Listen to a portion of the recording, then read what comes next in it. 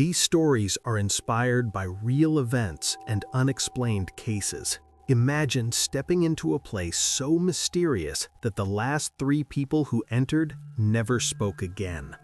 I've been digging into the real stories, feeling every fear, every hesitation they must have faced. In this video, you'll experience moments no one else dares to share. Every twist, every chill is raw, real, and unforgettable.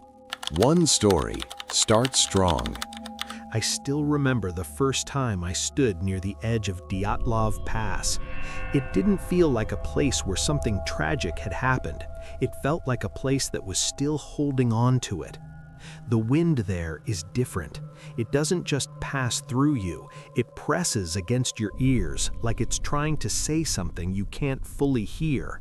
I wasn't alone. A local guide had taken me part of the way, but he refused to go further. He just pointed ahead and said quietly, "People don't come back with answers from there." Then he stayed behind. As I walked forward, the snow felt untouched, even though I knew many people had been here before. That's the strange thing about this place.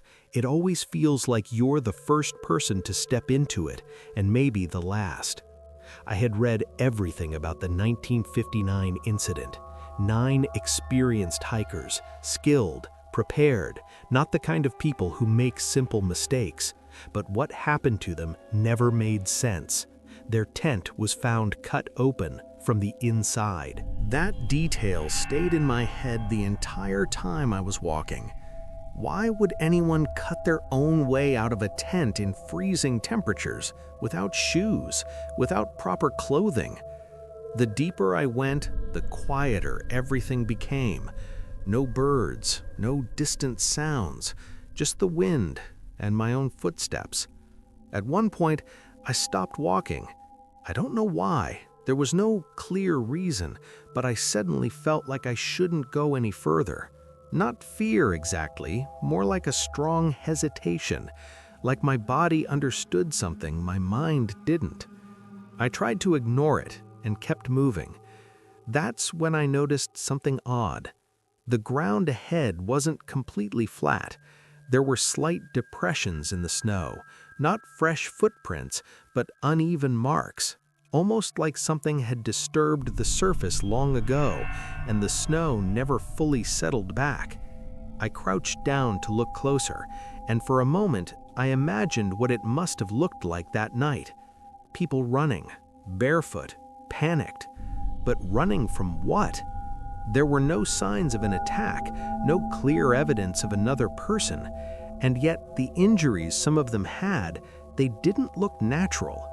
One had a fractured skull, another had chest injuries so severe they were compared to a car crash, and one, her tongue was missing. I stood up quickly after thinking about that. The air suddenly felt heavier. I checked behind me, nothing, just the same endless white. But I couldn't shake the feeling that I wasn't completely alone anymore. It didn't feel like someone was watching me. It felt like something had already seen me. I decided to turn back, not out of panic, but because staying any longer felt wrong, like I was pushing into something I wasn't meant to understand. As I walked back, I kept thinking about one question. Not what happened to them, but what made them leave the tent like that. People say it could have been an avalanche. Others talk about military tests or strange natural phenomena. Some even mention things that don't really have names. But standing there, in that silence, none of those explanations felt complete. Because whatever it was, It didn't just scare them. It made 9 people, strong, experienced, rational people, act in a way that makes no sense even today. When I finally reached the point where my guide was waiting, he didn't ask me anything. He just looked at me for a second and nodded, like he already knew I didn't have any answers. And the truth is, I didn't. I still don't. But one thing stayed with me after that day. Places like this don't just hold history, they hold moments that were never meant to be understood. And sometimes The scariest part isn't what happened there. It's the fact that even now, standing in the exact same place, you still feel like something is missing, something important, something no one ever explained. The first thing I noticed when I stepped into Aokigahara Forest was how quickly the outside world disappeared. Just a few steps in, and the sounds from the road were gone. No traffic, no voices, not even the wind the way I expected it. The trees were so dense that even the air felt trapped between them. It wasn't silence, it was something heavier than that. I had heard stories about this place for years. People come here when they don't want to be found. Some enter with a plan, others just walk in and keep walking. I told myself I was only there to observe, to understand why this forest has such a reputation. But the moment I crossed deeper inside, I realized this place doesn't let you stay just an observer. It pulls you in. At the entrance, there are signs, messages written in Japanese, asking people to reconsider, to think about their families, to seek help. I paused there longer than I expected, because something about those signs felt desperate, like they were written for people who had already made up their minds. As I continued, I started noticing small things tied to the trees, plastic ribbons, pieces of cloth, even tape. At first, I thought they were random, but then it clicked. These were markers. People use them so they don't get lost or so they can find their way back. And that thought stayed with me longer than I wanted it to, because not everyone follows their own path back out. The deeper I went, the stranger everything felt. The ground wasn't normal soil. It was uneven, hollow in some places because of the volcanic rock underneath. My steps didn't sound right. Sometimes they felt too soft, sometimes too loud. It made me hyper-aware of every movement. At one point, I stopped walking again. I thought I heard something behind me. Not a clear sound, just a shift, like a footstep that wasn't mine. I turned quickly. Nothing, just trees, endless trees. I stood there for a while, trying to calm myself, telling myself it was just my imagination. But then I noticed something that made it worse. The ribbon I had passed a few minutes ago, it looked the same color, same knot. For a second, I felt a cold wave run through me. Had I been walking in a circle? I checked my direction again, trying to stay focused, but that's when I understood why people get lost here so easily. The forest doesn't look different in any direction. Everything repeats. Every tree looks like the last one, and slowly your sense of direction just fades. I kept walking, but now I was more careful. That's when I saw it. A bag, just sitting near the base of a tree. It looked old, slightly torn, covered in dirt. I didn't want to go closer, but I did.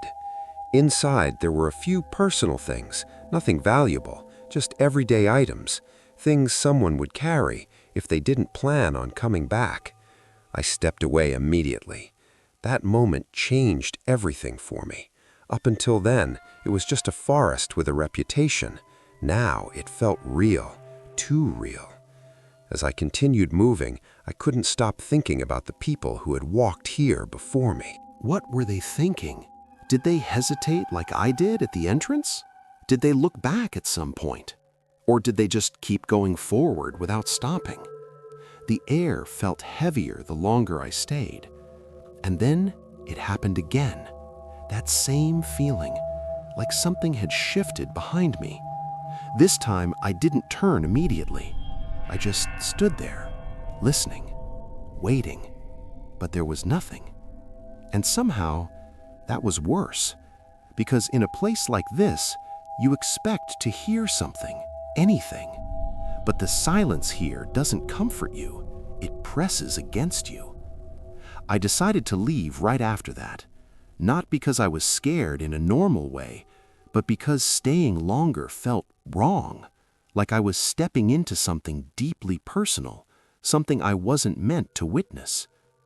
On my way back, I kept following the markers carefully, And when I finally saw the edge of the forest again, I felt something I didn't expect. Relief, mixed with something else, something I couldn't explain. Because even after I left, that silence didn't feel like it stayed behind. It felt like it followed me out. And the strangest part is, people talk about this forest like it's haunted by something. But after being there, I don't think that's true. I think what makes this place so heavy, so unsettling, is not something hiding in the trees. It's the thoughts people carry with them when they walk inside, and the fact that some of those thoughts never leave. 3-story end. The road leading to Skinwalker Ranch doesn't look special at first. It's just empty land, dry, quiet. The kind of place where you expect nothing to happen. And maybe that's what makes it worse. Because when something does happen there, it doesn't feel right. I didn't go there alone. No one does, at least not if they know the stories. A friend of mine had contacts in the area, and we managed to get closer than most people are allowed. Even then, we weren't inside the core zone, but we were close enough. The sun was still up when we arrived, and everything looked normal. Open land, distant hills, fences in the distance. Too normal. I remember thinking, this is it? This is the place people are afraid of?